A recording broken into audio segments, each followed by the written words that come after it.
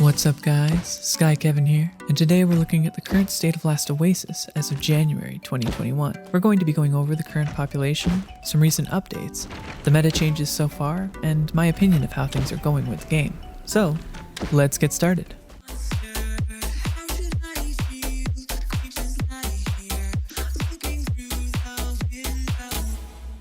To begin, let's talk about the player count. As of making this video, Steam Charts shows the average players in December were about 2,400. In the last 30 days of January, it had an average of about 2,000. There are a few reasons for this. First of all, December being a big holiday, there could be a lot more players due to vacations and extra days off during the winter season. Secondly, for the month of December, the Last Oasis devs decided to take some much needed personal time of their own. So during this time, there wasn't really any content updates until we moved into January. There was, however, a pretty cool community update featuring some content creators. And finally, we can confirm that although it is spelled to sound like Nibiran, the proper pronunciation is Niberian. Since there weren't really any updates, it gave plenty of time for the player base to establish a few metas and strategies that the large companies would adopt. The most controversial being, of course, suicide dinghies. This is where you fill a chest with explosives and drive a dinghy into an enemy warship, while setting that chest alight when you do. The damage this deals is currently not capped, so you can essentially instantly zero any warwalker with one basic dinghy and the right timing. This is even further exacerbated by the fact that proxies, which can no longer be fully encased by buildings, can also be completely one-shot in a matter of seconds by one of these dinghies. Another rather annoying meta has also sprung up when it comes to stone structures, and more specifically, stone foundation spam. Many clans now often will build stone 1x1s in key areas, as there's no economical way to break into these fobs. The resulting stone spam from both sides ends up becoming a race for more foundations spammed all over that area. There are generally 3 places on a tile where this ends up happening. The first is obviously any rare resource spawns, so if there's a 100 quality bone spawn, players will rush to that spawn to encase it in stone. In doing so, they can pretty much claim that resource spawn for the duration of the tile, as it's not very economical to break into these using Hellfire arrows or Hullbreaker scattershot. Similarly, players can build around base encampments. This allows for them to set up a forward operating base, or a FOB, directly nearby the enemy, allowing them to grief at their leisure with a safe space and spawn directly nearby. Lastly, they can build around the proxy area. This is especially worrying and probably one of the biggest issues that I've seen so far, seeing as any clan can use their stone structures offensively to build directly beside the proxy and simply shoot it down through an open window when the time is right. Generally, when it comes to stone structures, I believe they so far have been a good addition to the game. Bases can still be raided, but the resource cost to do so is high, so most bases aren't being raided. However, the ones that are often have a lot of good resources inside of them. I think the stone base gives the players a good reason to keep their loot out instead of logging it off in the lobby like many did in Season 1. Now, keep in mind, chances are the ultra rare items will still be kept in an off-map lobby ship, but I think the more general items that you use every day and won't be a complete game changer for you if you lost, give a good incentive for both sides. The attacker is going to find at least some resources in the base, and the defender doesn't need to pull it in and out of the lobby every single time they log on. Indeed, in Season 1, I found often it would take me at least 30 minutes to bring my walker and base into the tile, find a spot for it, and set it up. And during that time, if I only had around 2 hours of playtime that session, I was basically spending half of it preparing my other things first before actually taking a walker out to accomplish anything. In this new meta, you can either leave your base there to craft while you're away, or pack it into your Siler or Belang form and take it out later. In comparing bases from Season 1 to Season 2, I can't state this enough. Players with a sense of security are willing to leave a lot more valuable loot behind. I think the devs did a great job with this, because as intended, every clan must pick and choose which bases they want to raid. Conversely, large clans will have concrete bases with multiple layers, making the cost of clan versus clan fights much higher, and as a bonus, helping to stem the economies of scale coming from large clans able to farm and find much higher quantities of these items.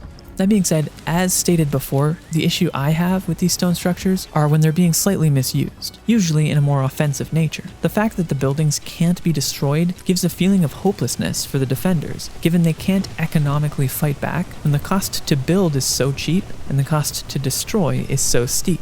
It's no wonder many people will have a problem with this. So how can we have both the security of stone bases and stop them from being used? I think the simplest and best change would be to first increase the deploy distance for Belang and Siler walkers to be further out from enemy structures. Right off the top, the distance would help stop a raid Siler or Belang deploying in the middle of your encampment. The second change I would make is to increase the decay rate for a base that does not have the proper maintenance chest available. Currently, it takes around 6 hours for a stone base to decay and up to 38 hours for a cement base to decay. I think urging players more towards breaking into a base, finding the maintenance chest, and disabling that is a much more feasible option for many of the previously stated scenarios. If I could stop the foundation spam and in fact completely remove it by guarding a maintenance chest for 1 hour, then it isn't such a bad task to eliminate these kinds of threats. Keep in mind, as it stands now, the minimum timer is 6 hours. So even if you try this with a stone base, that's 6 hours of constant defense and diligence to stop the repair and restock cost of a maintenance chest. In this case, clay and cement take so long to decay,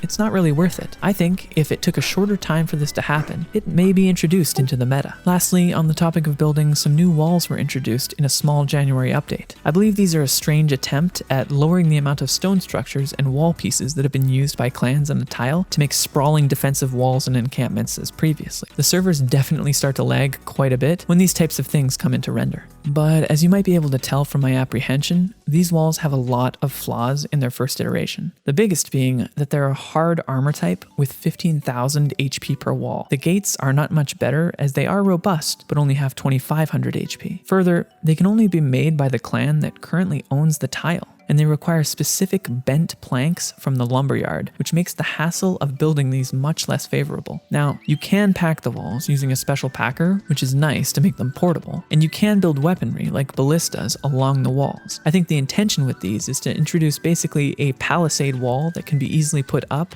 and taken down around your encampment every time the tile burns. So to make this item a bit more balanced, I would say increase the health of every large wall to 150k instead of 15. Hard material takes 100% damage from bolts and darts, so a 15k HP wall can be taken down very quickly. We're talking 100 bone bolts from a ballista spider could take down an entire wall section. I really like the idea of these walls having hard armor, because it would actually feel like a siege when you have catapults, ballista bolts, and darts pelting the wall. The added benefit to this is now the wall has absorbed 1,000 shots from the enemy walkers before the real engagement can take place. I think that would add a lot of spice to clans fighting and defending, and still give the walls a reasonable advantage over using stone, which is pretty much impenetrable. I'm hoping these walls do get a buff like this because it would definitely help to improve server performance, and you would no longer have to go through the lengthy process of building a giant stone wall base every single time you move to a new tile. Instead, you just roll up, unpack, and enjoy. And the final thing I wanted to mention for this January update is the new lava fan meta. This is where you put straight lava into a battle fan and spray it all over an enemy walker or building. It sets everyone alight, making them unable to run, grapple, or use stations.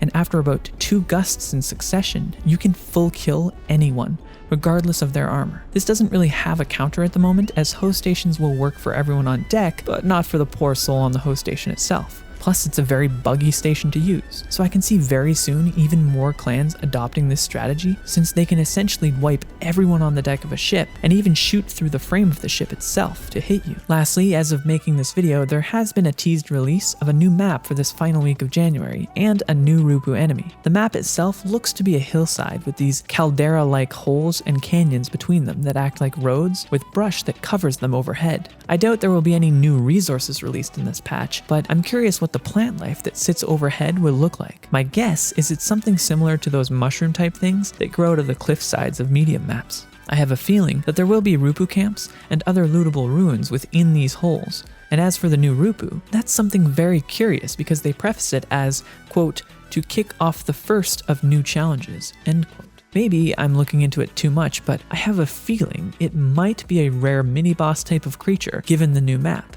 There's plenty of opportunities for an arena-like setting, and they definitely need something exciting and PvE related to keep the player base interested in the game. But we'll have to see how that goes and see what they've changed before the end of the month. Let me know in the comments below what you think the new map is going to be. It could even be the Sandworm, as the Last Oasis Twitter account has been teasing it a little bit in their recent posts. I'm always making more videos like this on LO and other MMOs, so don't forget to subscribe and let me know what you think. That's it for today.